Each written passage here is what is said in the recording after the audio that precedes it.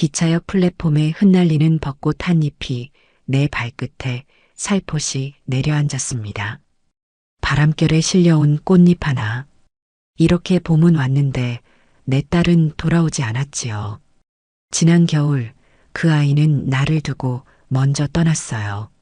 어머니, 가방 무거우시죠? 제가 들게요. 사위 도연이가 다정한 미소로 내 짐을 받아들었습니다. 벚꽃 구경 가방치고는 유독 무거웠어요. 평소 당일치기 여행에 챙기는 짐보다 배는 더 나간 것 같았지요. 벚꽃이 절정이래요. 대전까지 금방 가니까 점심 먹고 구경하다 저녁에 돌아오면 되겠어요. 대전 한밭수목원. 작년에도 딸과 함께 갔던 곳이었습니다. 그때는 병이 악화되기 전이었지요. 꽃잎 아래서 환하게 웃던 그 아이의 얼굴이 눈앞에 아른거렸어요. 처음 사위가 벚꽃 구경을 제안했을 때는 놀랐습니다. 딸이 떠나고 석 달, 아직 그 상실감이 가시지 않은 때였으니까요. 그런데 사위가 이렇게 말했지요. 소영이가 늘 어머님과 벚꽃 보러 갔다면서요. 올해는 제가 모실게요. 어머님 혼자 두는 것도 걱정되고. 그 말에 마음이 흔들렸습니다. 딸이 없는 봄은 의미가 없다고 생각했는데 사위의 배려가 고마웠어요. 딸이 떠난 후에도 아들처럼 찾아와 밥을 챙겨주고 약을 가져다주고 집안일까지 도와주는 모습에 위로를 받았으니까요. 혹시 짐이 너무 많은 거 아닐까? 하루 다녀오는 건데 나도 모르게 의문이 입 밖으로 새어나왔습니다. 사위는 짐가방을 정리하며 웃었어요. 어머님 약이랑 담요, 갈아입을 옷 몇 벌. 봄이라도 추울 수 있으니까요. 저녁에 기온 떨어지면 감기 걸리실까 봐요. 맞는 말이었지만 왠지 마음 한구석이 편치 않았습니다. 어제 도연이가 우리 집에 와서 뭔가를 부산하게 챙기는 모습이 떠올랐거든요. 내가 주방에 있는 사이 방에서 서랍을 열고 닫는 소리가 들렸어요. 물어보려고 했는데 그가 먼저 말했지요. 어머님, 여행 준비는 제가 다 할게요. 어머님은 그냥 편하게 오시기만 하면 돼요. 비슷한 일이 또 있었습니다. 지난주 도연이가 내 도장 주머니를 찾더군요. 은행에서 필요하대요. 연금 관련해서 그렇게 말했어요. 당시엔 별 생각 없이 건넸는데 돌려받았는지 기억이 나지 않았습니다. 어머니, 요즘 기억력이 어떠세요? 같은 질문 자주 반복하시는 것 같은데 문득 사위가 던진 말이 생각났습니다. 처음엔 그냥 걱정해주는 마음으로 들었는데 요즘은 그런 질문이 잦아졌어요. 어디 아프세요? 약 드셨어요? 이거 기억나세요? 마치 내가 무언가를 잊어버리길 바라는 것 같은 느낌이 들 때도 있었지요. 어머니, 우리 플랫폼으로 가요. 20분 후에 기차 들어와요. 사위의 말에 정신을 차리고 발걸음을 옮겼습니다. 사람들로 북적이는 서울역 연휴를 맞아 여행객들이 많았지요. 어디선가 안내방송이 흘러나왔습니다. 제가 물 한 병 사올게요. 어머님은 여기 앉아 계세요. 사위가 편의점 쪽으로 걸어가자 누군가 내 옆에 앉았습니다. 실례합니다만 할머니 혹시 지금 대전행 타시나요? 고개를 들자 영무원 모자를 쓴 젊은 여성이 있었습니다. 낯선 얼굴이었지만 그 눈빛이 어딘가 익숙했어요. 네, 그런데요. 이 기차 타시면 안 됩니다. 갑작스러운 말에 당황했습니다. 그녀는 주변을 살피더니 목소리를 낮췄어요. 제 말을 믿으셔야 해요. 정말 위험합니다. 무슨 말씀이세요? 저는 그냥 벚꽃 구경 가는 건데 6번 플랫폼으로 오세요. 제가 기다리고 있을게요. 그녀는 작은 쪽지를 내 손에 몰래 쥐어주었습니다. 그리고는 일어나 걸어가기 시작했지요. 나는 쪽지를 펼쳐보았습니다. 소영이가 부탁했습니다. 어머님을 꼭 지켜달라고. 소영이, 내 딸의 이름이었습니다. 손이 덜덜 떨렸어요. 숨이 가빠지며 세상이 빙글빙글 돌았습니다. 멀리서 사위가 돌아오는 모습이 보였어요. 어떻게 해야 할까? 딸의 이름이 적힌 쪽지, 낯선 영무원의 경고, 그리고 내 마음속에서 자라나는 불안감. 모든 것이 한순간에 뒤섞였습니다. 어머니, 물 여기 있어요. 곧 기차 들어와요. 사위가 돌아와 웃으며 물병을 건넸습니다. 그의 미소가 오늘따라 어딘가 다르게 보였어요. 그동안 아들처럼 믿었던 사람인데 내가 너무 의심이 많은 걸까? 아니면 정말 뭔가 잘못된 걸까? 쪽지를 꼭 쥔 내 손이 땀으로 젖었습니다. 역시계는 오전 9시 25분을 가리키고 있었습니다. 기차는 10분 후면 들어옵니다. 화장실 좀 다녀올게.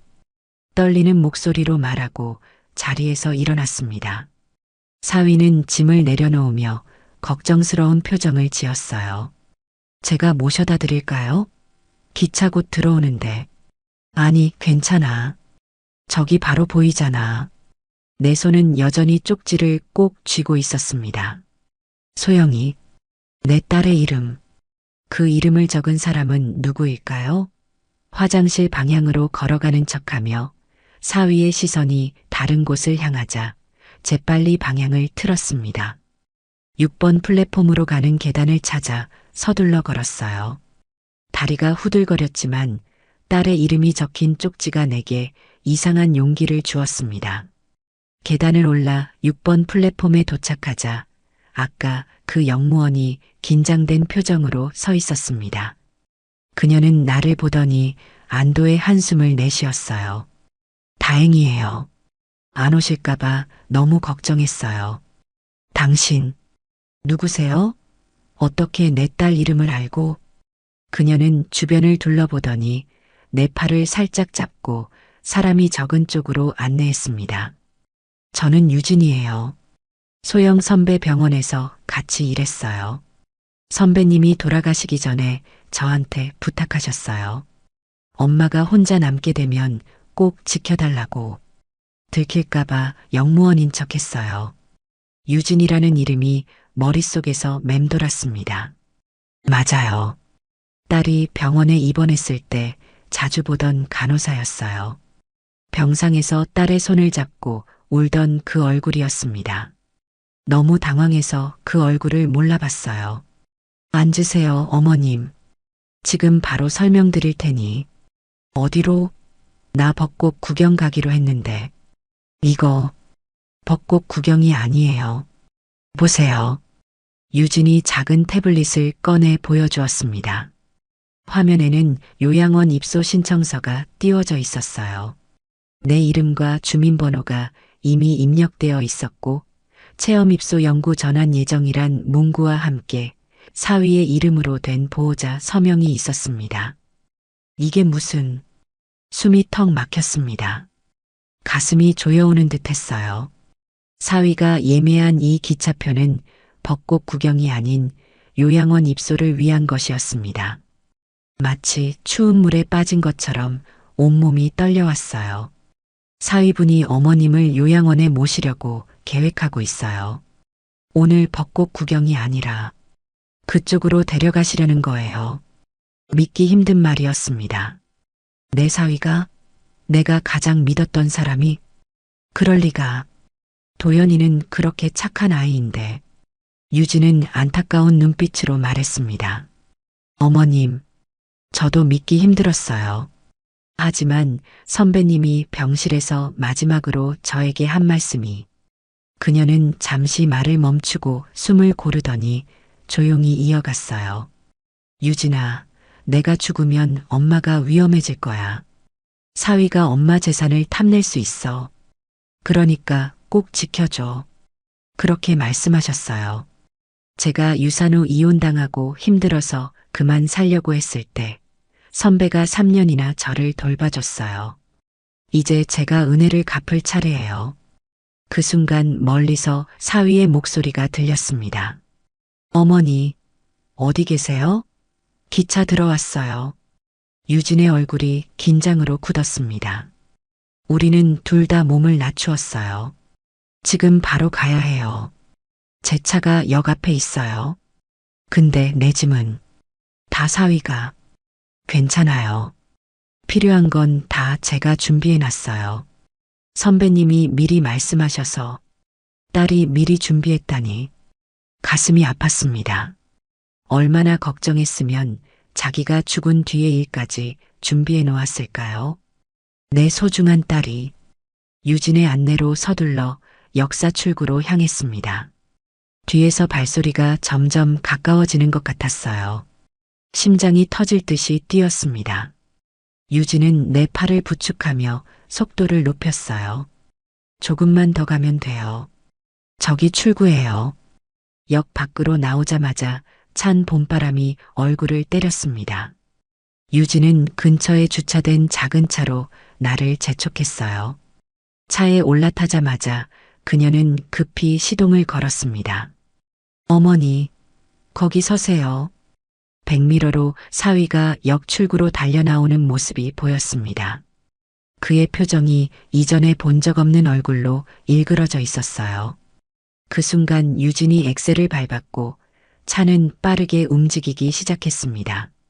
어머님, 안전벨트 매세요. 떨리는 손으로 안전벨트를 매며 뒤돌아보았습니다.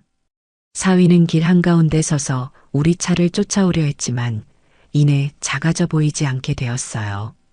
그제야 긴장이 풀렸는지 눈물이 왈칵 쏟아졌습니다. 무섭다기보다는 배신감이 컸어요. 딸이 떠난 후 가장 의지했던 사람이 내게 이런 일을 꾸몄다니. 유진은 운전에 집중하면서도 가끔 걱정스러운 눈빛으로 나를 살폈습니다. 괜찮으세요? 놀라셨죠? 말없이 고개를 끄덕였습니다. 아직도 현실감이 없었어요. 내가 지금 무슨 일을 겪고 있는 건지. 어디로 가는 거예요? 일단 제 집이요. 거기서 좀 쉬시면서 이야기 나눠요. 지금은 어머님 안전이 최우선이니까요. 창밖으로 스쳐 지나가는 풍경이 낯설었습니다. 딸과 함께 벚꽃 보러 갔어야 할 봄날, 나는 지금 낯선 차를 타고 도망치고 있었어요. 그것도 내 사위로부터 말입니다. 차가 한적한 동네로 들어섰습니다. 작은 아파트 단지 앞에 멈추었어요. 여기서 잠시 쉬어요. 안전한 곳이에요. 유진의 집은 작지만 아늑했습니다. 소박한 2층 오피스텔이었어요. 현관에 들어서자 벽에 걸린 사진이 눈에 들어왔습니다. 병원 직원들 단체 사진 속에 내 딸과 유진이 나란히 웃고 있었어요. 앉으세요, 어머님. 따뜻한 차 드릴게요. 소파에 앉으니 긴장이 풀렸는지 온몸에 힘이 빠졌습니다. 유진은 부엌에서 차를 준비하며 말을 이었어요. 사위분, 소영 선배가 돌아가시고 얼마 안 돼서 병원에 왔었어요. 그때 이상한 서류들을 문의하더라고요. 치매 진단서, 요양시설 입소 조건 같은 거. 차를 들고 와 내 앞에 내려놓으며 유진이 말했습니다. 처음엔 그냥 어머님 걱정해서 그러시나 했는데 선배님이 돌아가실 때 당부한 말도 있었고 며칠 전 선배님 생전에 쓰시던 메일 계정으로 알림이 왔어요. 사위분 명의로 요양원 예약이 완료됐다고. 핸드폰을 꺼내 화면을 보여주었습니다. 내 이름으로 된 입소 확인 메일이었어요. 어떻게 이런 일이. 유진은 소파 옆 서랍에서 파일철을 꺼냈습니다. 그래서 더 제가 조사한 내용이에요. 사위분이 어머님 명의로 여러 서류에 서명하신 흔적이 있어요. 부동산 관련 서류, 보험금 청구, 이것 봐요. 떨리는 손으로 서류를 펼쳤습니다. 내 도장이 찍힌 양도 계약서, 통장 거래 내역, 요양원 계약서, 모두 최근 몇 달 사이에 작성된 것들이었어요. 이런 걸 어떻게 알았어요? 소영 선배가 돌아가시기 전에 저한테 비상 연락망을 만들어 놓으셨어요. 선배님 이메일, 금융 알림, 그리고 사위분 감시할 방법까지. 마치 추리소설에서나 들을 법한 이야기였습니다. 내 딸이 자기 남편이 이런 일을 꾸밀 거라고 예상했다니. 그때 유진의 휴대폰이 요란하게 울렸습니다. 화면을 보더니 얼굴이 굳었어요. 사위분이에요. 벌써 세 번째 전화예요. 차에 탈 때 제 얼굴을 봤나 봐요. 유진은 전화를 스피커폰으로 받았습니다. 여보세요. 유진 씨죠? 어머님 거기 있을 거 알아요. 지금 당장 모시고 병원으로 와주세요. 어머님 치매 증상이 심해지셔서 위험해요. 엉뚱한 사람 따라가시면 안 되는데. 사위의 목소리는 걱정스럽게 들렸지만 어딘가 공허했습니다. 거짓말처럼 느껴졌어요. 도연 씨, 저 유진이에요. 소영 선배 후배잖아요.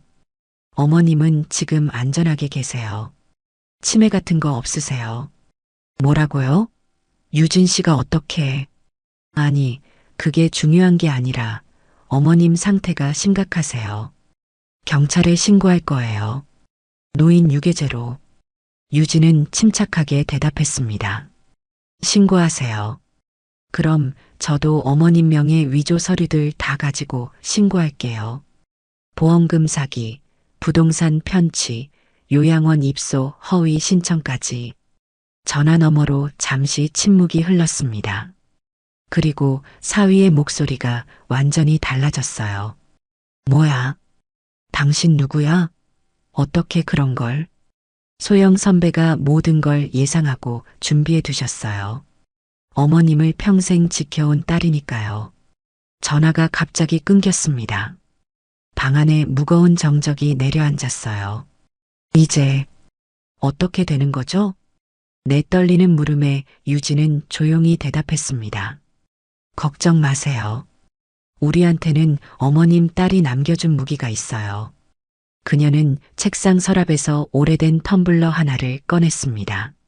소영이가 항상 들고 다니던 그 텀블러였어요. 이 안에 선배님이 준비해둔 증거가 있어요. 이제 차근차근 알아갈 시간이에요. 유진의 작은 거실에 앉아 딸의 텀블러를 바라보고 있었습니다.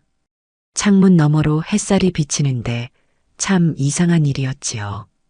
오늘 벚꽃 구경을 가기로 했던 날, 내가 이렇게 낯선 집에서 도망자처럼 숨어 있다니요. 어머님, 이거 좀 드세요. 유진이 따뜻한 국과 밥을 내왔습니다. 아침부터 긴장한 탓에 속이 쓰렸지만 정성이 담긴 음식이 고마웠어요. 한 숟가락 입에 넣으니 달달한 맛이 나더군요. 김치찌개인데 딸이 끓이던 맛과 비슷했습니다. 소영이 레시피예요. 선배님이 병원 야근할 때 자주 해주셨거든요. 목이 메었습니다. 소영이가 여기에 흔적을 남겼다는 게 느껴지는 순간이었어요. 딸이 떠났지만 이렇게 또 다른 형태로 나를 보살피고 있다는 생각이 들었지요. 그런데 텀블러에 뭐가 들었다고 했죠? 유진은 테이블 위에 놓인 오래된 텀블러를 손으로 가리켰습니다. 분홍색 꽃무늬가 그려진 딸이 늘 들고 다니던 그것이었어요. 이거요? 소영 선배가 병원에서 항상 갖고 다니던 거예요. 마지막에 저한테 주셨어요. 엄마 위험해지면 이거 꼭 전해줘라고. 유진은 텀블러 바닥을 돌리더니 작은 드라이버로 뭔가를 풀기 시작했습니다. 나는 놀란 눈으로 지켜봤어요. 그러자 텀블러 바닥이 분리되며 작은 공간이 드러났습니다. 이게 뭐예요? 선배님이 남기신 거예요. 봐보세요. 텀블러 안에는 작은 USB와 종이 쪽지, 그리고 낡은 열쇠 하나가 들어 있었습니다. 종이 쪽지에는 딸의 글씨로 메모가 적혀 있었어요. 엄마, 이 USB를 꼭 확인해 봐요. 도연이가 뭔가 이상해졌어요. 내가 없으면 엄마 신병과 재산이 위험할 거예요. 엄마를 소중히 여긴다는 말 믿지 마세요. 손이 떨렸습니다. 딸이 얼마나 걱정했으면 이런 비밀 메시지까지 남겼을까요? 게다가 자기 남편을 의심하는 내용이라니. 가슴이 무너지는 듯 했어요. 언제 이런 걸 준비한 거죠? 병세가 악화되기 시작했을 때부터였어요. 처음엔 사소한 의심이었대요. 도연 씨가 병원비 영수증을 자꾸 확인하고 집 서류를 뒤지는 모습을 보셨다고. 그러다 한 번은 선배님 명의 통장을 선배님 모르게 확인하는 걸 발견하셨대요. 유진은 노트북을 켜서 USB를 연결했습니다. 화면에는 여러 폴더가 나타났어요. 엄마에게 증거, 법적 대응, 미래 계획. 이런 식으로 정리되어 있었지요. 이건 다 소영이가 만든 거예요? 네. 선배님이 마지막 몇 달 동안 모으신 자료들이에요. 도연 씨가 몰래 진행하던 모든 일의 증거가 여기 있어요. 증거 폴더를 열자 수많은 사진과 문서가 나왔습니다. 사위가 내 도장을 몰래 사용하는 사진, 은행에서 뭔가를 처리하는 모습, 요양원 관계자와 만나는 장면, 모두 몰래 찍은 듯 했어요. 소영이가 자기 남편을 미행했다는 거예요? 네. 힘들었겠지만 어머님을 지키기 위해서요. 병원에 입원한 후에도 저나 다른 친구들에게 부탁해서 계속 증거를 모았어요. 화면에는 더 많은 자료가 있었습니다.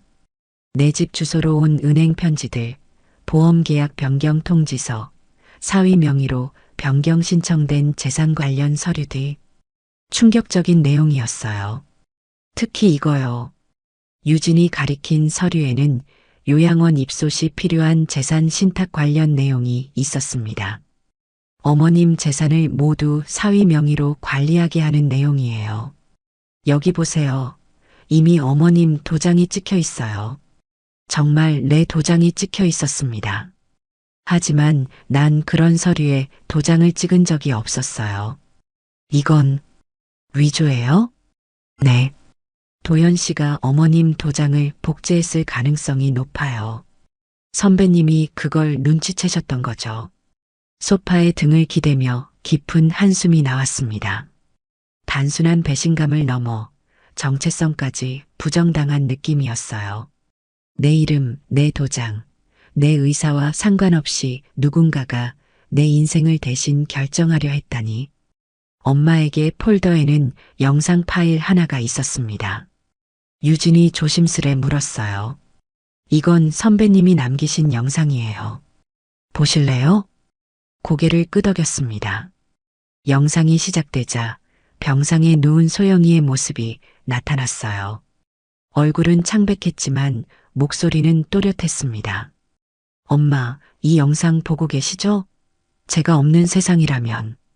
죄송해요. 더 오래 엄마 곁에 있고 싶었는데. 눈물이 왈칵 쏟아졌습니다. 몇 달 전에 떠난 딸이 지금 내게 말을 걸고 있었어요. 엄마, 중요한 얘기가 있어요. 도연이? 처음엔 정말 좋은 사람이었어요. 그런데 제가 아프면서부터 뭔가 달라졌어요. 자꾸 엄마 통장이나 집 문서를 물어보고, 한 번은 제가 잠든 줄 알고 보험금 상담하는 전화를 하더라고요. 딸은 잠시 숨을 고르더니 계속 말했습니다. 혹시 내가 없으면 도연이가 엄마를 요양원 같은데 보내려고 할 거예요. 그러고는 엄마 재산을 가로챌 거고요. 절대 따라가지 마세요. 이 영상이 증거가 될 수 있어요. 난 정신이 멀쩡해요. 그리고 엄마도 그래요. 마지막에 딸은 미소를 지었습니다. 엄마, 혼자가 아니에요. 유진이가 도와줄 거예요. 그리고 봄에 벚꽃 꼭 보러 가세요. 우리가 매년 가던 그곳에 내년에도 그 다음에도 그게 제 소원이에요. 영상이 끝나고 방 안에 정적이 내려앉았습니다. 딸이 죽기 전에 이런 준비를 했다는 사실이 믿기지 않았어요. 내 가슴은 찢어질 듯 아팠지만 한편으로는 이상한 온기가 느껴졌어요. 딸이 이렇게까지 나를 걱정했다니. 유진이 티슈를 건네며 말했습니다. 선배님이 정말 현명하셨어요. 미리 이 모든 걸 준비해 두셨으니까요. 법적으로도 충분한 증거가 됩니다. 그런데 이제 어떻게 해야 하죠? 내 집에도 못 가는 거예요? 유진은 고개를 끄덕였습니다. 당분간은 조심해야 해요. 도연 씨가 어머님을 찾기 위해 모든 수단을 동원할 거예요. 어머님의 정신 상태를 문제 삼아 경찰에 신고할 수도 있고요. 내가 미쳤다고 신고한다고요? 네. 치매 초기라거나 망상이 있다고 주장할 수 있어요. 이미 병원에 관련 기록을 만들어 두려 했던 것 같아요. 그때 유진의 휴대폰이 울렸습니다. 그녀는 화면을 보고 표정이 밝아졌어요. 김태진 선생님이에요. 도와주실 거래요. 김태진이 누구죠? 소영 선배님 병원에서 일하셨던 사회복지사예요. 지금은 퇴직하셨지만 노인 권익 보호 활동을 하고 계시거든요. 선배님이 마지막에 이 일을 부탁하셨어요. 유진은 전화를 받고 간단히 상황을 설명했습니다. 그리고 잠시 후 문이 두드려졌어요. 문을 열자 중년의 남성이 조용히 들어왔습니다. 품이 있는 인상이었어요. 어머님, 처음 뵙겠습니다. 김태진입니다. 소영 씨가 많이 말씀하셨어요. 손을 내밀어 악수를 청하는 그의 태도는 공손했습니다. 그리고 눈빛에서 진심이 느껴졌어요. 유진 씨에게 상황 들었습니다. 정말 다행이에요. 오늘 그 기차 탔으면 돌아오기 쉽지 않았을 거예요. 그는 가방에서 서류 몇 장을 꺼냈습니다. 이건 요양원 내부 자료인데 도연 씨가 이미 3개월 전부터 입소 준비를 해왔어요. 치매 증상이 있는 장모 명목으로요. 충격적인 사실이었습니다. 사위는 내가 정상인 것을 알면서도 그런 거짓말을 했다니요. 이게 말이 돼요? 난 멀쩡한데. 요즘은 상속이나 재산 문제로 이런 일이 많아요. 특히 홀로 된 노인들이 주 타겟이죠. 태진 씨는 본론으로 들어갔습니다. 어머님, 이제 법적 대응을 시작해야 합니다. 소영 씨가 남긴 증거들로 충분해요. 이 USB에 있는 자료들, 도장 위조 증거, 무단 재산 이전 시도, 모두 명백한 범죄입니다. 그런데 도연이가 내 집을, 네, 이미 알아봤어요. 어머님 집에는 돌아가지 않는 게 좋겠습니다. 도연 씨가 감시할 테니까요. 유진이 끼어들었습니다. 선배님이 준비해 둔 곳이 있어요. 낡은 열쇠를 테이블 위에 올려놓았습니다. 이건 소영이가 몰래 얻어둔 원룸 열쇠예요. 작은 공간이지만 안전하게 지내실 수 있어요. 딸이 그런 것까지 준비했다고요? 태진 씨가 조용히 덧붙였습니다. 소영 씨는 자신이 얼마 남지 않았다는 걸 알고 있었어요. 그래서 어머님을 위한 안전망을 만들어 놓은 거죠. 그만큼 어머님을 사랑하셨던 거예요. 창밖으로 봄바람에 흩날리는 벚꽃잎들이 보였습니다. 오늘 딸과 함께 보러 가기로 했던 그 벚꽃. 이제는 완전히 다른 의미가 되어버렸네요. 그럼 이제 무엇부터 해야 하죠? 유진과 태진 씨는 서로 눈빛을 교환했습니다. 첫째, 어머님 명의 계좌들을 긴급히 동결시켜야 해요. 둘째, 법적 조치를 위한 증거 정리. 그리고 태진 씨는 내 손을 조심스레 잡았습니다. 무엇보다 중요한 건 어머님의 용기예요. 지금부터가 진짜 싸움의 시작입니다. 소영이가 남긴 원룸은 생각보다 아늑했습니다. 작지만 깨끗한 공간, 창가에는 작은 화분이 놓여 있었어요. 그 안에는 아직 피지 않은 벚꽃 묘목이 자라고 있었지요. 엄마에게라는 메모가 붙어 있었습니다. 꼭 피울 거예요. 엄마가 직접. 유진의 말에 코끝이 찡했어요. 딸이 이렇게까지 준비했다는 게 믿기지 않았습니다.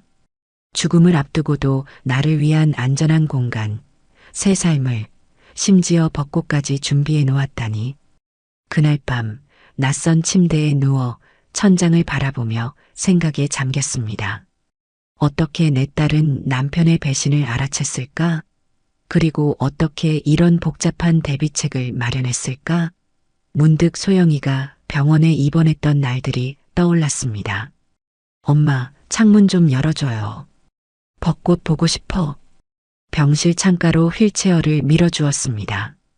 소영이는 이미 많이 야위어 있었지만 그래도 창밖을 보는 눈빛만은 맑았어요.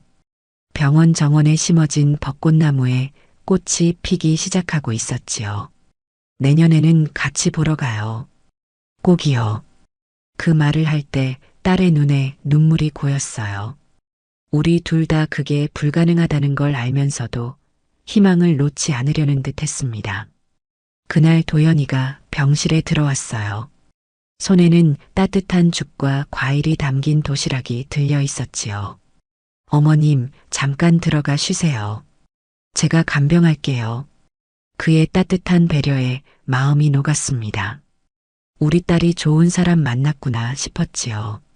그래서 병원 카페테리아에 내려가 잠시 쉬었어요. 1시간쯤 후 병실로 돌아가는 길, 복도 구석에서 우연히 도연이의 통화 소리를 들었습니다. 네, 맞아요. 말기 상태예요. 보험금은 언제쯤 처리될까요?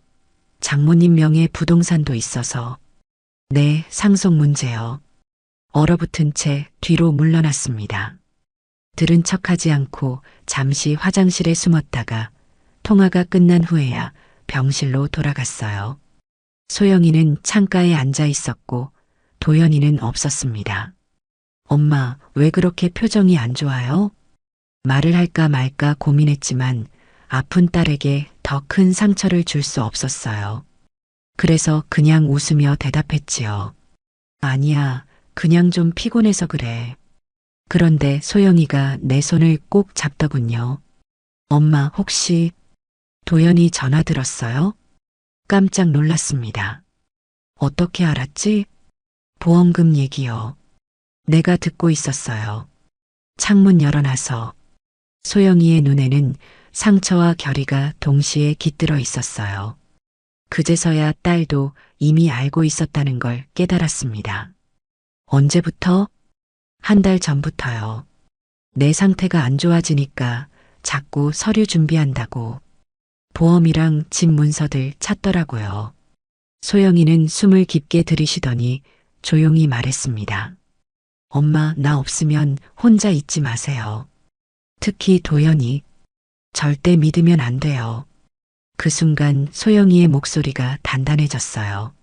언제나 착하고 순했던 내 딸이 그렇게 강한 목소리로 말하는 걸 처음 들었습니다. 꿈에서 깨어난 듯 정신이 들었어요. 그 기억이 선명하게 떠오르니 딸이 왜 이런 준비를 했는지 조금씩 이해가 되었습니다. 소영이는 자신이 떠난 후의 위험을 이미 예상하고 있었던 거예요. 창밖으로 달빛이 비치는 밤, 나는 유진이 건네준 소영이의 일기장을 펼쳤습니다. 병상에서 쓴 마지막 몇 달의 기록이었어요. 오늘도 도연이가 엄마 통장 얘기를 했다. 내가 없으면 엄마가 위험해질까봐 너무 걱정돼. 유진이랑 태진 선생님께 부탁해야겠다. 병원비가 너무 많이 나왔나 봐. 도연이가 자꾸 집 문서를 확인하더라. 엄마 걱정된다고 하는데 그 눈빛이 달라. 남은 시간이 얼마 없는 것 같아. 오늘 유진이에게 텀블러를 맡겼다. USB와 증거, 그리고 엄마를 위한 원룸 열쇠까지. 내가 할 수 있는 건 이게 다야. 눈물이 줄줄 흘렀습니다.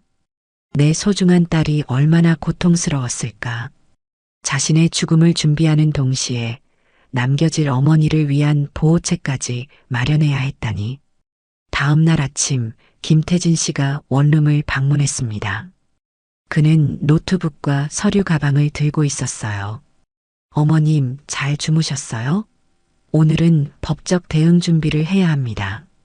태진 씨는 테이블에 서류들을 펼쳤습니다. 내가 서명해야 할 것들이었어요. 이건 계좌 동결 신청서, 이건 위임장, 그리고 이건 사기 고소장입니다. 사기 고소. 내 사위를 고소한다는 생각에 가슴이 아팠습니다. 아무리 그가 나쁜 짓을 했어도 한때는 딸의 남편이었고 가족이었는데 망설여 주시죠?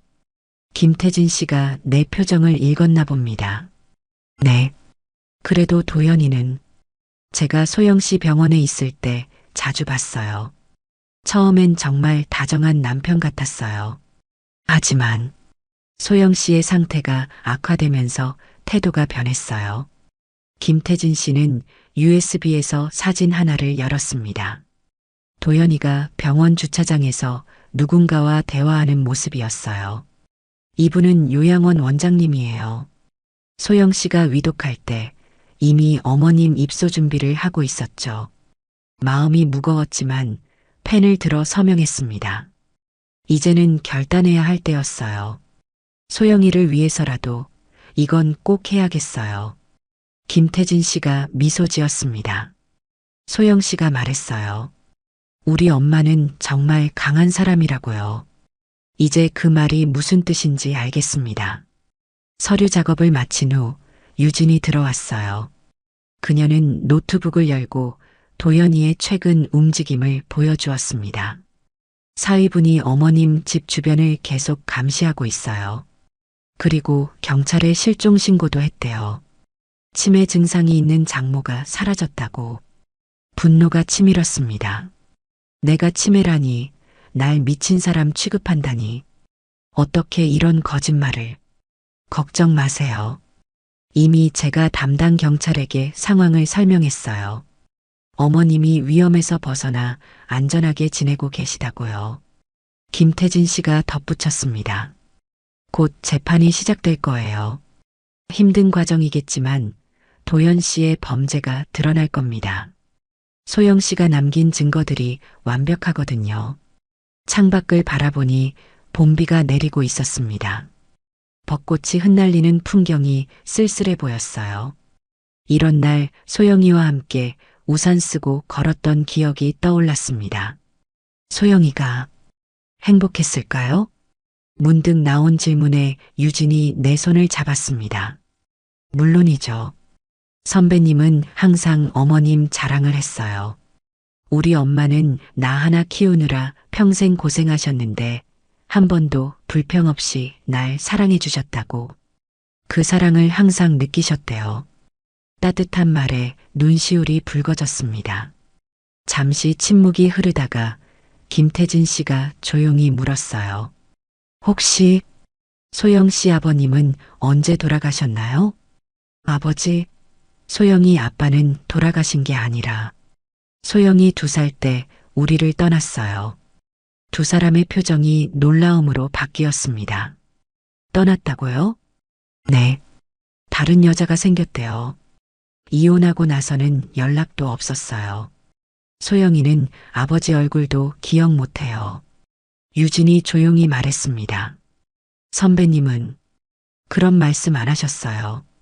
항상 아버지는 하늘나라에 계신다고 했는데 마음이 아팠습니다. 내 딸은 그런 상처도 혼자 품고 있었구나. 어쩌면 김태진 씨가 조심스레 말을 꺼냈습니다. 도연 씨를 만났을 때 소영 씨에게 그건 정말 큰 행복이었을 거예요.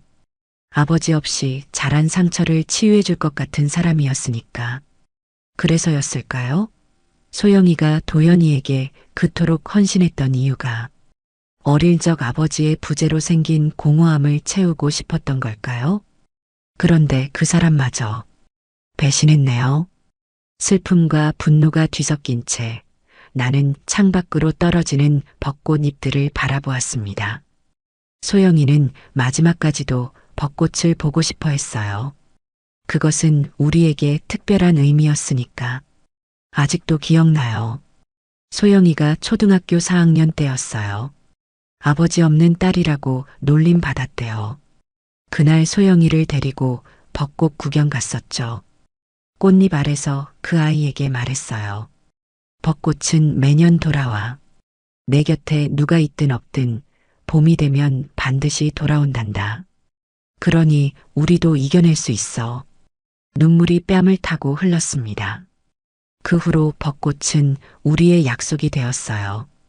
어떤 일이 있어도 봄이 오면 함께 꽃을 보러 가자고. 유진과 김태진 씨도 눈시울을 붉혔습니다. 그들은 내 딸을 알았고 그 약속의 의미를 이해했을 테니까요. 어머님, 김태진 씨가 조용히 말했습니다. 소영 씨의 마지막 소원 꼭 이루어 드려야겠네요. 이 싸움에서 이겨서 다음 봄에는 안전하게 벚꽃을 보실 수 있도록. 그래요. 이제 나는 싸워야 합니다. 내 딸이 그토록 지키려 했던 것을 위해, 내 삶의 존엄성을 위해, 그리고 우리의 약속을 지키기 위해. 할머니, 저희가 찾던 김소영 씨 어머니 맞으시죠? 며칠 뒤 낯선 두 남자의 목소리가 현관문 너머로 들렸습니다. 태진 씨가 경고했던 대로 나는 절대 문을 열어주지 않았습니다. 누구세요? 문을 열지 않은 채 물었습니다. 경찰입니다. 잠시 문 좀 열어주시겠어요? 문 앞에 설치된 작은 도어폰 화면을 통해 보니 그들이 경찰 신분증처럼 보이는 것을 들고 있었습니다. 하지만 화면이 작고 흐릿해 자세히 확인하기는 어려웠어요. 장모님 찾으러 왔습니다. 사위 이도현 씨가 많이 걱정하고 계세요. 다정한 목소리였지만 직감적으로 뭔가 잘못됐다고 느꼈습니다. 유진이 출근하고 태진 씨도 변호사 사무실에 간 시간, 혼자 있는 틈을 노린 것 같았습니다. 저는 지금 바빠서요. 나중에 오세요. 할머니, 이러시면 곤란합니다. 실종 신고가 들어와 있어요. 도현 씨가 장모님이 치매 초기라 위험하다고. 머리가 핑 돌았습니다. 정말 경찰일까? 아니면 사위가 보낸 사람들? 어느 쪽이든 문을 열어서는 안 된다는 생각뿐이었어요. 제가 지금 변호사님께 전화할게요. 잠시만요. 변호사요? 할머니, 무슨 변호사가 필요하세요? 저희는 그냥 안전하게 모셔다 드리려는 건데. 문 너머로 들리는 그들의 목소리가 점점 강압적으로 변했습니다. 내 손은 떨리고 있었지만 침착하게 태진 씨에게 전화를 걸었어요. 여보세요? 김태진 씨? 어머님, 무슨 일 있으세요? 목소리가 떨리시네요. 지금 경찰이라는 사람들이 와 있어요. 도연이가 실종 신고했대요. 태진 씨의 목소리가 긴장으로 가득 찼습니다. 절대 문 열지 마세요. 진짜 경찰이 아닐 수 있어요. 제가 지금 바로 갈게요. 그때까지 절대 문 열지 마시고 전화 끊지 마세요. 문 밖에서는 계속 노크 소리가 들렸습니다. 점점 더 거세지는 노크에 가슴이 쿵쾅거렸어요. 할머니, 이러시면 강제 집행할 수밖에 없습니다. 도연 씨가 법적 보호자로 등록되어 있으니까요. 법적 보호자라고? 그게 말이 돼? 내가 언제 그런 동의를 했지? 머릿속이 혼란스러웠습니다. 태진 씨가 전화로 계속 말했습니다. 어머님, 녹음하고 있어요. 이건 불법입니다. 진짜 경찰이라면 영장 없이 강제 진입할 수 없어요. 묵비권을 행사하세요. 20분 정도가 지나자 밖이 조용해졌습니다. 그들이 떠난 건지 아니면 잠복 중인지 알 수 없었어요. 태진 씨는 계속 통화 상태를 유지하며 나를 안심시켰습니다. 조금만 더 기다리세요. 거의 도착했어요. 얼마 후 복도에서 태진 씨와 진짜 경찰의 목소리가 들렸습니다. 안도의 한숨을 내쉬었어요.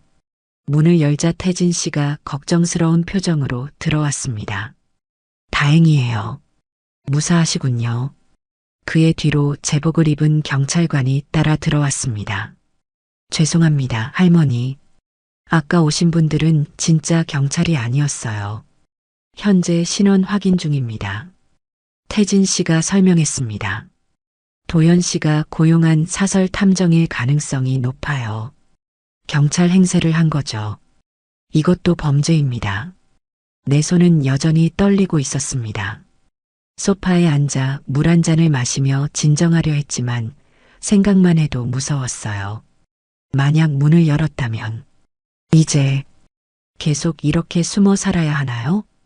경찰관이 떠난 후 태진 씨는 심각한 표정으로 노트북을 펼쳤습니다. 상황이 생각보다 복잡해졌어요. 도연 씨가 법원에 후견인 지정 신청을 했어요. 어머님을 판단 능력이 부족한 노인으로 등록하려는 시도입니다. 후견인이요? 그게 뭐예요?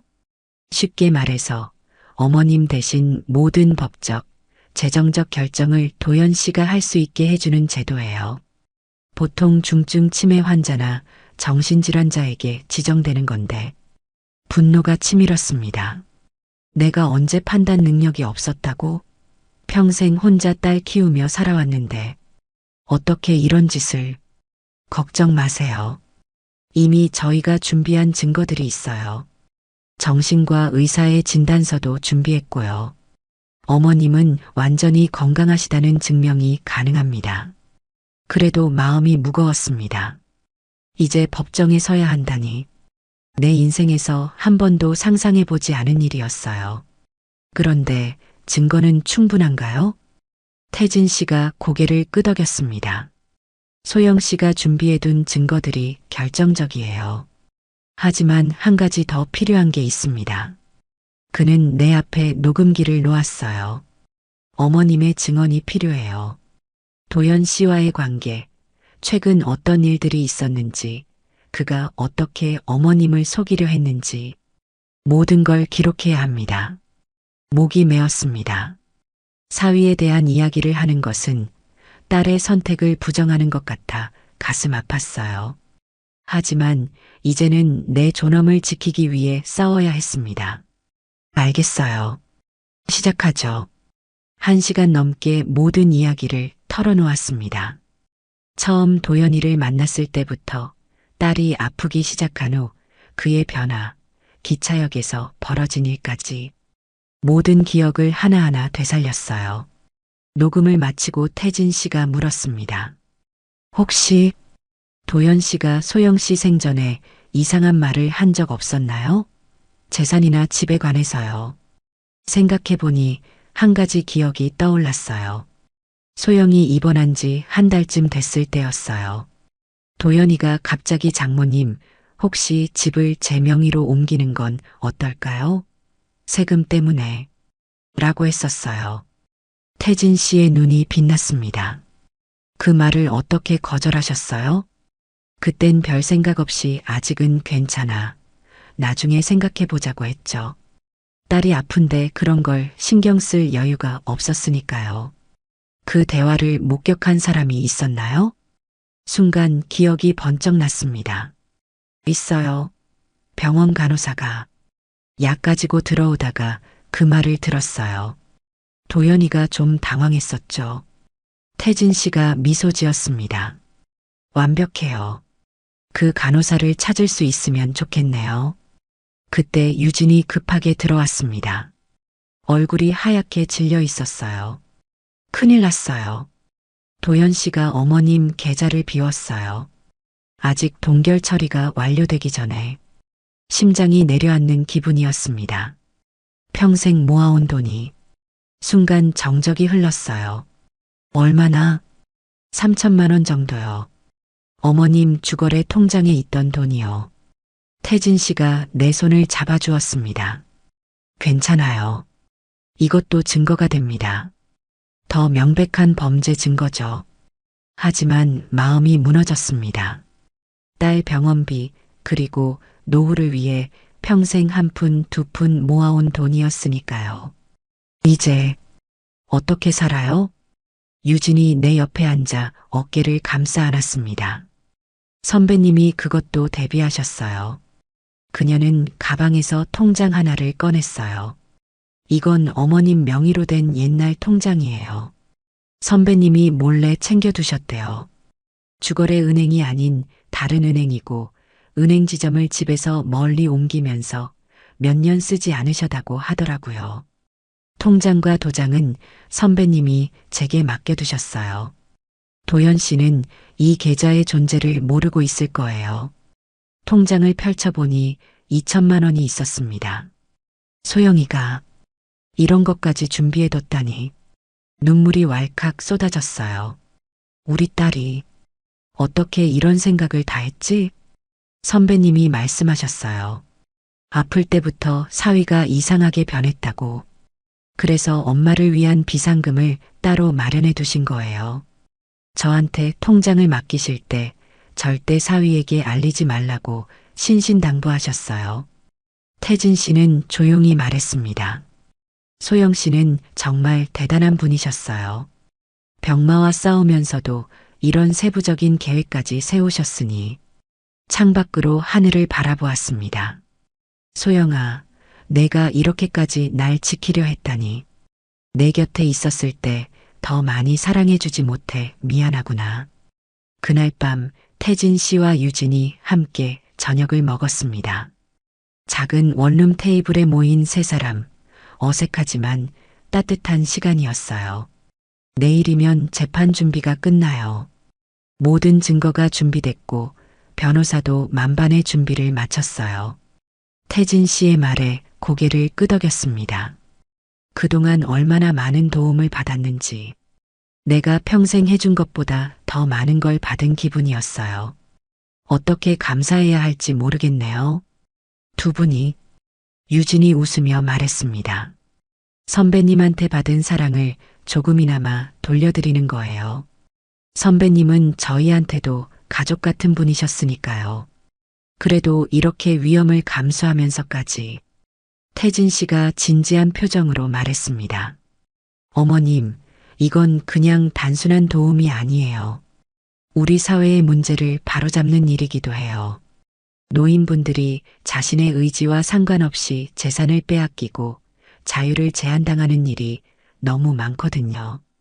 그의 말에 생각이 깊어졌습니다. 내가 겪은 일이 나만의 문제가 아니었던 거군요. 다른 노인들도 비슷한 상황에 처할 수 있다는 생각에 마음이 무거워졌어요. 이 일이 끝나면 다른 사람들도 도울 수 있을까요? 내 질문에 태진 씨와 유진의 눈이 반짝였습니다. 물론이죠. 어머님 사례가 선례가 될 수 있어요.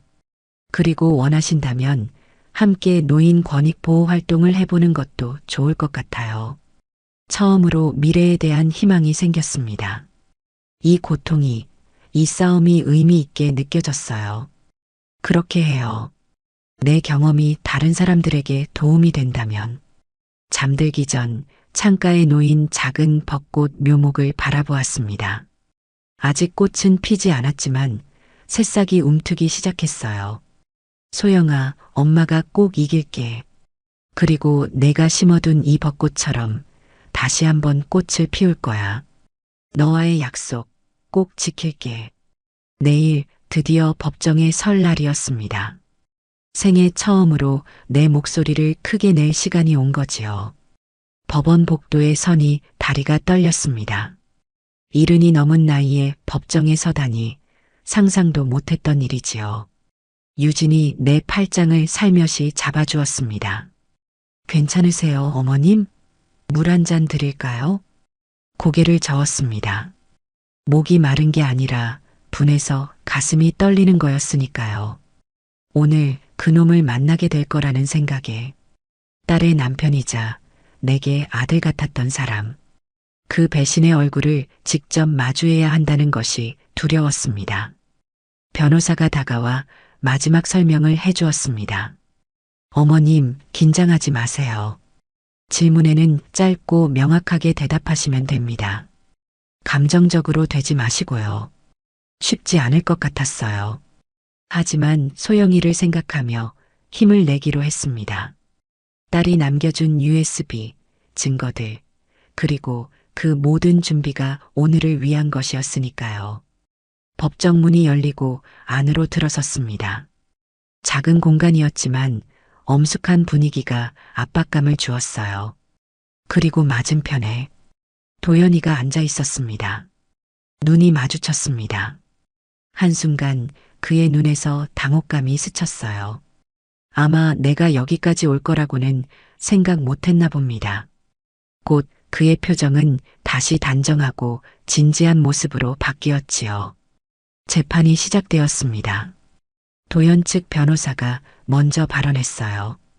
장모님은 최근 치매 초기 증상을 보이셨고 혼자 계시기 위험하다고 판단했습니다.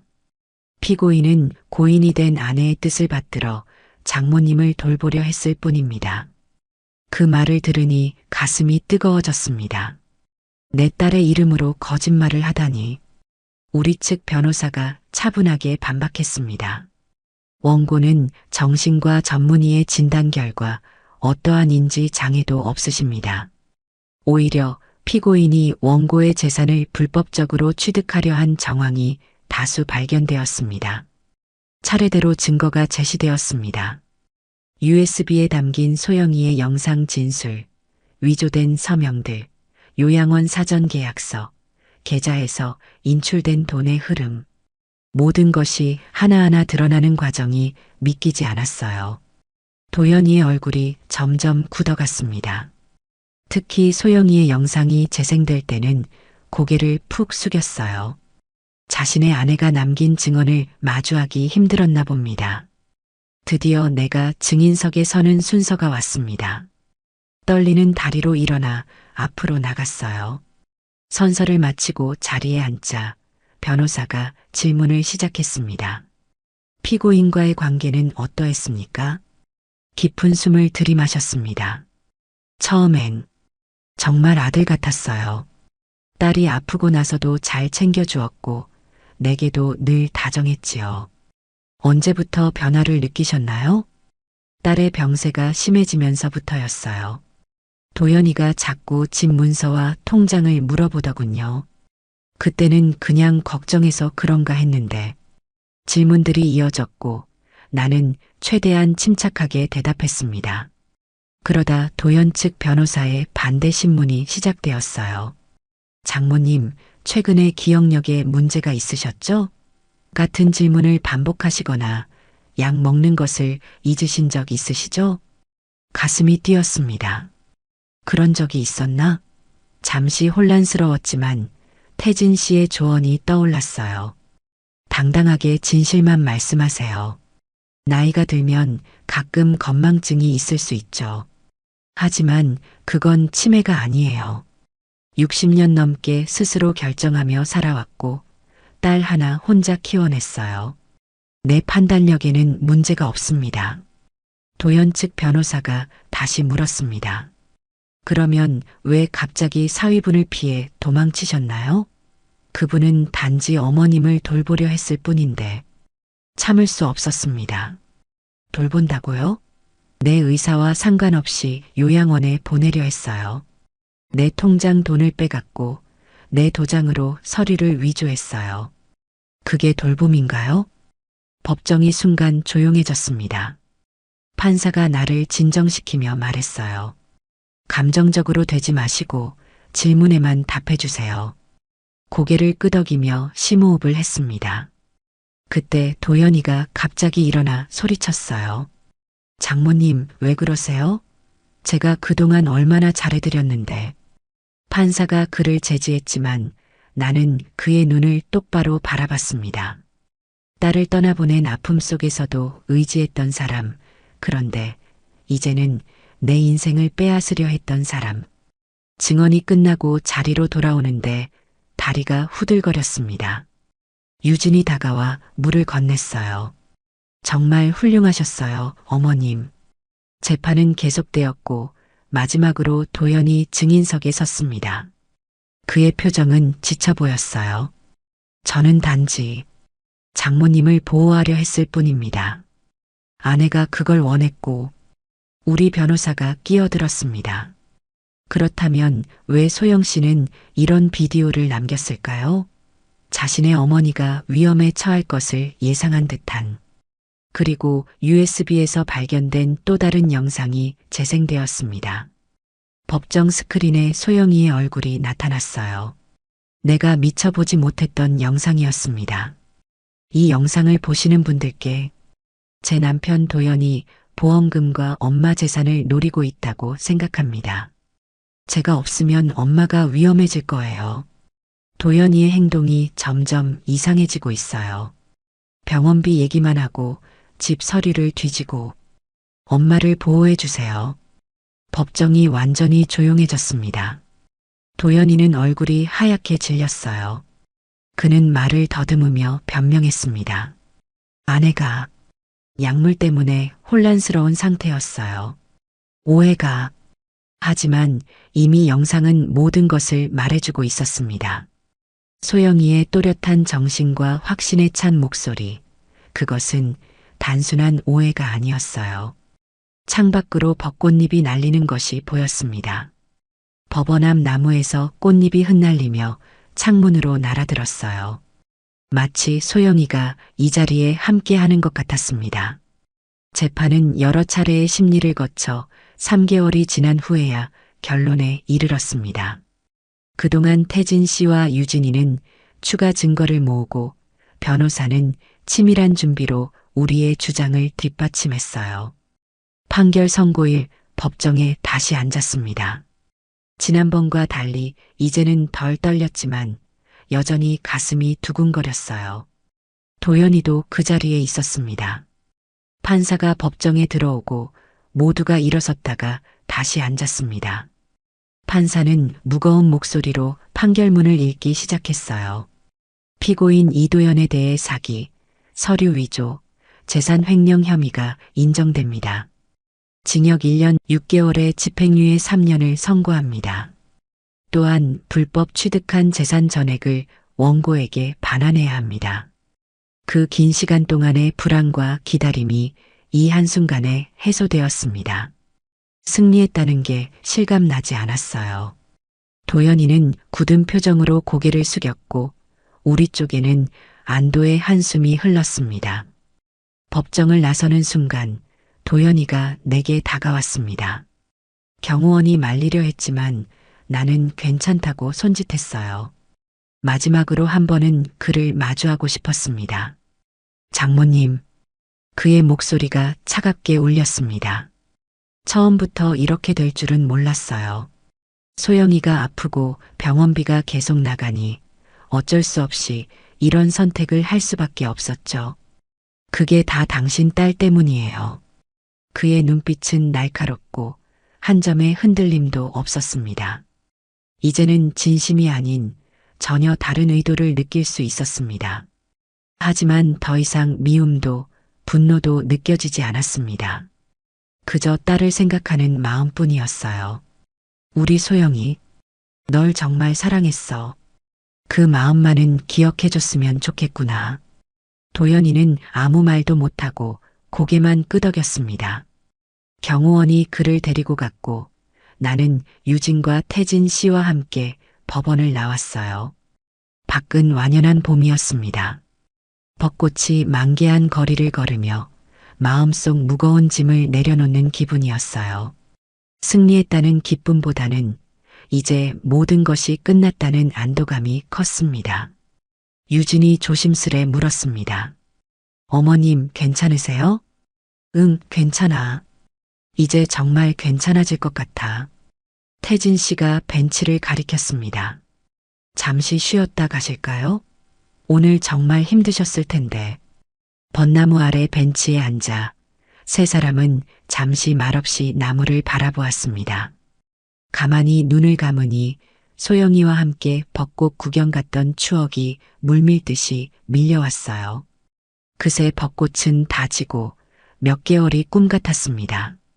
딸이 참 좋아했어요. 이 벚꽃을. 태진 씨가 고개를 끄덕였습니다. 소영 씨가 병실에서도 그랬어요. 봄이 오면 엄마랑 꼭 벚꽃 보러 가고 싶다고.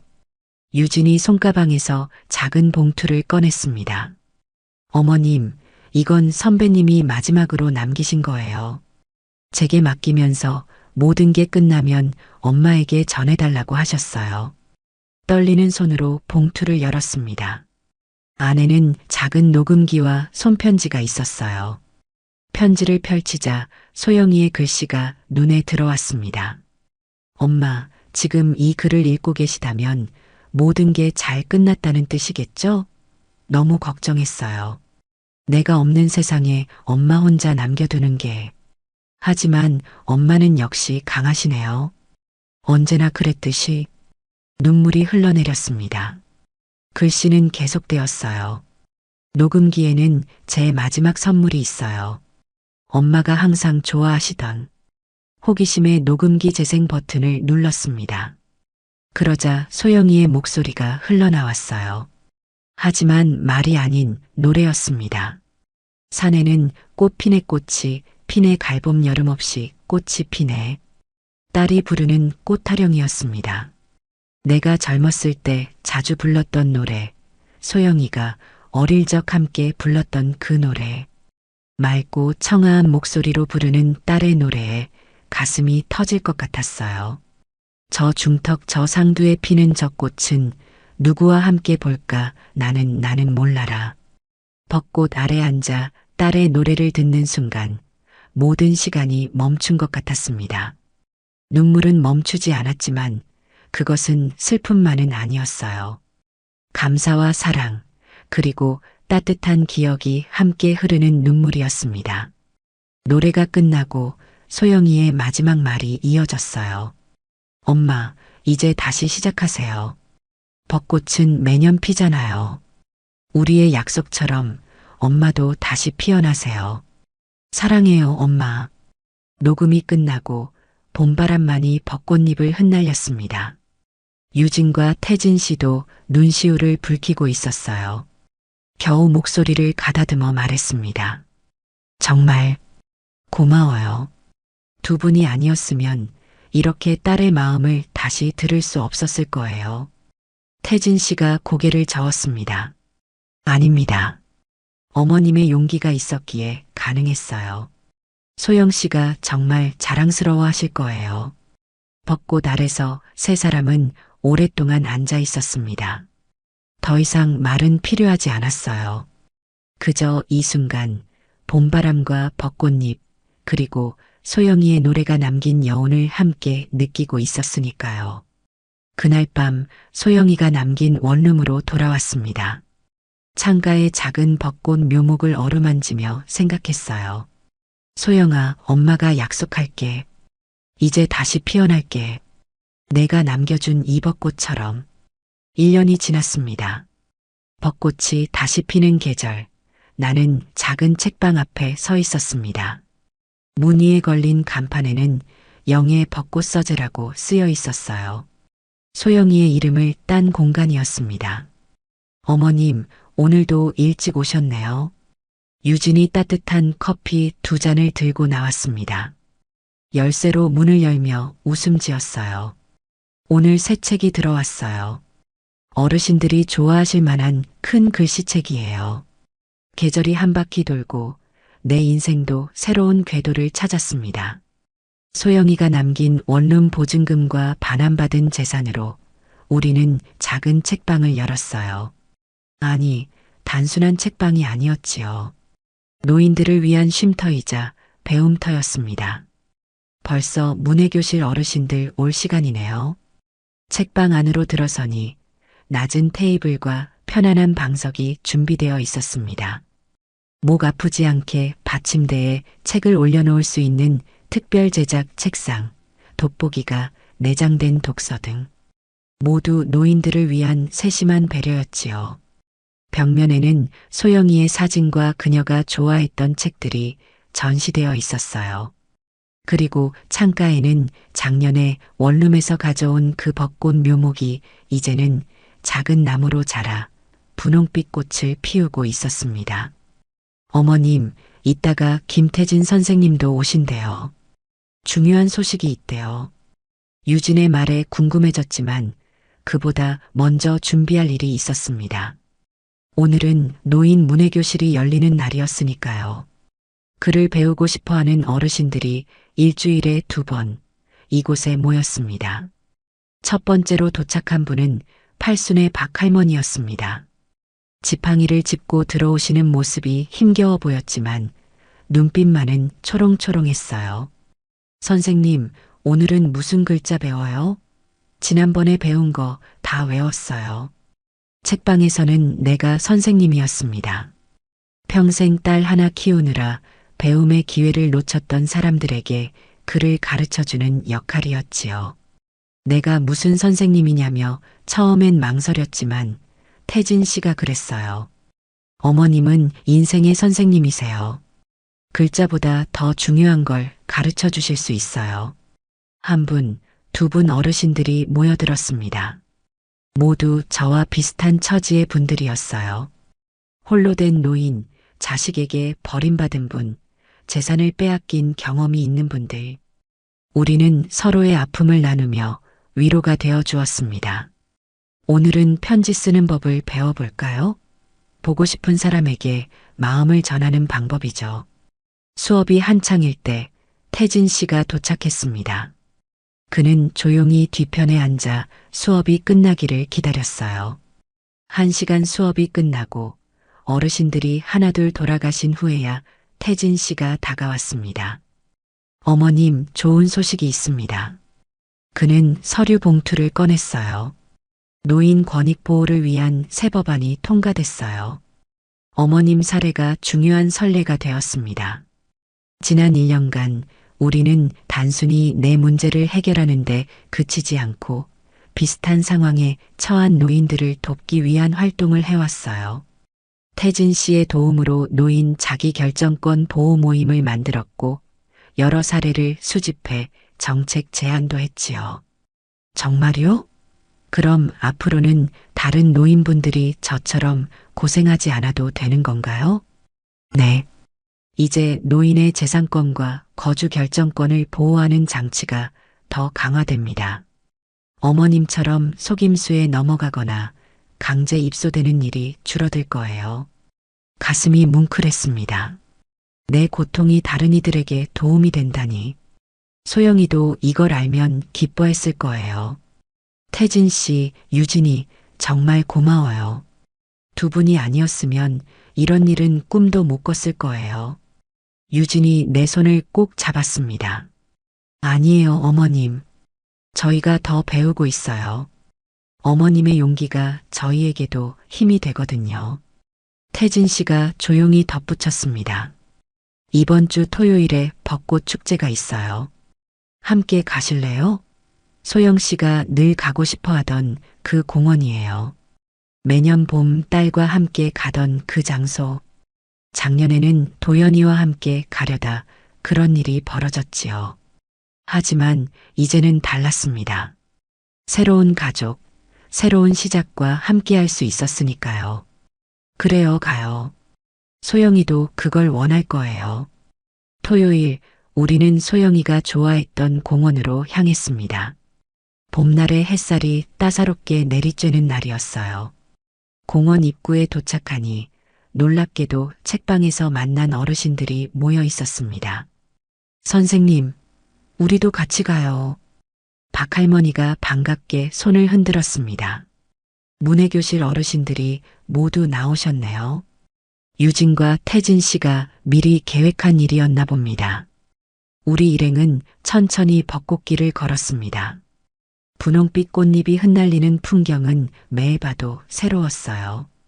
걸음이 느린 어르신들 덕분에 평소보다 더 천천히 꽃을 감상할 수 있었지요. 소영이가 어릴 때 항상 이 나무 밑에서 사진 찍었어요.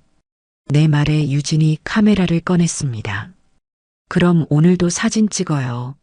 다 같이요. 벚꽃 나무 아래 우리 모두 모여 사진을 찍었습니다. 8명의 노인과 유진, 태진 씨, 그리고 나. 낯선 조합이지만 따뜻한 새 가족이었어요. 사진을 찍고 나서 준비해온 도시락을 펼쳤습니다. 각자 조금씩 가져온 음식들이 모여 풍성한 식탁이 되었지요. 나는 소영이가 좋아했던 유부초밥을 만들어 왔어요. 이거 소영이가 어릴 때 소풍 갈 때마다 해달라고 했던 거예요. 음식을 나누며 자연스레 이야기가 오갔습니다. 어르신들은 각자의 인생 이야기를 풀어놓았고 서로의 아픔과 기쁨에 공감했어요. 나는 소영이와의 추억을, 태진 씨는 자신의 어머니 이야기를, 유진은 병원에서 만난 환자들의 사연을 나눴지요. 식사를 마치고 잠시 혼자 시간을 갖고 싶어 조금 떨어진 벤치에 앉았습니다. 벚꽃이 흩날리는 풍경을 바라보며 소영이를 떠올렸어요. 소영아, 엄마 여기 있어. 약속 지켰지? 바람이 살랑 불어와 꽃잎을 흩날렸고 마치 딸의 대답처럼 느껴졌습니다. 유진이 조심스레 다가와 내 옆에 앉았어요. 혼자 계시니까 쓸쓸해 보이셔서요. 아니야, 혼자가 아니야. 소영이도 여기 있는 것 같아. 잠시 침묵이 흐른 후 유진이 조용히 말했습니다. 어머님 혹시 책방에 무슨 꿈이 있으신가요? 생각해 본 적 없는 질문이었습니다. 꿈이라. 나이 들어 꿈을 꾸는 게 가능할까? 글쎄, 더 많은 어르신들이 글을 배우고 자신의 이야기를 쓸 수 있게 돕고 싶어. 평생 살아온 이야기가 사라지는 게 너무 아까우니까. 유진의 눈이 반짝였습니다. 그럼 어르신들의 자서전 쓰기 교실은 어떨까요? 각자의 인생 이야기를 책으로 만들어 드리는 거예요. 생각만 해도 가슴이 설렜습니다. 평생 자신의 목소리를 내지 못했던 노인들이 자신만의 이야기를 세상에 남기는 것. 그것은 단순한 책이 아니라 존재의 증명이 될 테니까요. 정말 좋은 생각이구나. 소영이도 분명 좋아했을 거야. 태진 씨도 합류해 세 사람은 벚꽃 아래에서 새로운 계획을 이야기했습니다. 노인 자서전 프로젝트, 찾아가는 문해교실, 노인 권익 상담소. 아이디어가 꼬리에 꼬리를 물었어요. 해가 저물기 시작했고 공원에서의 하루가 끝나가고 있었습니다. 다른 어르신들은 유진의 안내로 먼저 귀가하셨고 태진 씨는 주차장에 차를 가지러 갔어요. 나는 마지막으로 소영이와 자주 앉았던 벤치에 혼자 앉아 있었습니다. 주머니에서 딸이 남긴 녹음기를 꺼냈어요. 가끔 그리울 때마다 들었던 소영이의 목소리. 재생 버튼을 누르자 다시 한번 꽃 타령이 흘러나왔습니다. 산에는 꽃피네 꽃이 피네. 노래를 들으며 딸에게 말을 걸 듯 중얼거렸어요. 소영아, 엄마 이제 다시 피어나고 있어. 내가 남겨준 씨앗들이 꽃을 피우고 있단다. 멀리서 태진 씨가 손을 흔들며 다가오고 있었습니다. 새로운 가족, 새로운 시작. 이제는 혼자가 아니었습니다. 녹음기를 끄고 일어섰습니다. 벚꽃은 계속 흩날렸고 나는 새로운 봄을 향해 걸어갔습니다. 집으로 돌아가는 차 안에서 태진 씨가 물었어요. 어머님, 오늘 어떠셨어요? 창밖으로 스쳐 지나가는 벚꽃 가로수를 바라보며 대답했습니다. 참 따뜻했어요. 오랜만에 느껴본 봄이었어요. 유진이 뒷자리에서 미소 지었습니다. 내년에도 같이 와요, 어머님. 그리고 그 다음 해에도. 그래, 약속할게. 매년 벚꽃이 피면 함께 오자. 책방으로 돌아와 나는 창가에 피어난 작은 벚꽃나무 앞에 섰습니다. 소영이가 남겨준 이 작은 생명이 이제는 아름다운 꽃을 피웠네요. 손으로 꽃잎을 부드럽게 어루만지며 생각했습니다. 나도 다시 피어날 수 있구나. 아프고 쓰러져도 봄이 오면 다시 꽃을 피울 수 있는 거구나. 그날 밤 오랜만에 편안한 꿈을 꿨습니다. 꿈속에서 소영이와 함께 벚꽃길을 걷고 있었어요. 엄마, 정말 자랑스러워요. 딸의 목소리가 귓가에 맴돌았고 아침에 눈을 떴을 때도 그 따뜻함이 남아 있었습니다. 창문을 열자 봄바람이 불어왔고 그것은 마치 딸의 손길 같았어요. 내 삶의 새로운 봄이 시작되었습니다. 오늘 이야기가 마음에 드셨다면 좋아요와 구독, 알람 설정 잊지 마세요. 여러분의 따뜻한 댓글 하나가 정말 큰 힘이 됩니다.